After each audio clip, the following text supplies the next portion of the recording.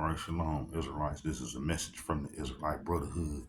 All right, Israelites, y'all know what's happening in the promised land. Almighty, y'all moved me in the nick of time. In the nick of time, I walked the land.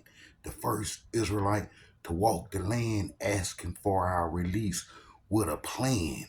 With a plan. Now, it's a lot of Israelites starting to see what went down and they want to, reinvent prophecy by saying let's work with the Arabs and maybe we can get us some land and have a greater Israel. Well, those prophecies done passed already. And what I want to say is that things are gonna go the way that Almighty Yah say in the book of Obadiah tell us our last part of our heritage that we have to settle. Where Edom at. We can't go work with the Edomites thinking that it's going to be all right because it's not. And that we have to follow what prophecies say. Okay, things are going to start getting worse because it's getting time for our freedom. And what I'm asking is that the Israelites support truth. Compare my truth. Compare the Israelite Brotherhood truth to other organizations' truth by going to Israelite Brotherhood on YouTube. Look and compare, investigate, and see who has, the history that line up with Tanakh. We can't go invent no history or use Ashkenazi or the Sephardic community history thinking that that's going to fulfill prophecy. It's not going to work. But you Israelites see what's going on in the promised land. I got out in the nick of time. Almighty Yah got me in a safe place. He brung me up out of there, just before it started to happen.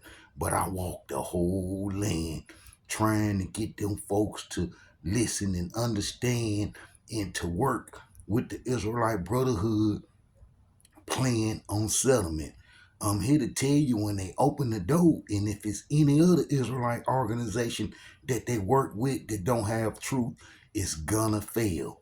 And that they have to work with the Israelite Brotherhood. I'm the first to walk the land. The Israelite Brotherhood is the first to walk the land, trying to get our release, going to all the government agencies. And some of the government agencies, like the military base, the headquarters, I walked around it 7 times trying to get in. 7 times trying to get in to get them to plan. The buildings next to it was hit. I went to the embassy over and over and over trying to get in. The embassy was hit. All the places. I was at the airport going through some things with them people. It was hit. You have to follow the Israelite Brotherhood's plan. It's the only thing gonna work. I believe it's the only plan Almighty Yah gonna work. So you Israelites better get your heart ready and set to follow the Israelite Brotherhood plan when they open the door for us to come home. A lot of Israelites want an organization to be, got a lot of wealth and stuff like that before they move. I'm starting with nothing. I walked the land with nothing. I didn't get no support, but from a few people supported me while I was in the land. But I'm still working for the Israelite community. And when the door open, I'm going to ask you whether you support it or not. If I think you an Israelite that want to worship Yah to come home. Everybody not going to be able to come home.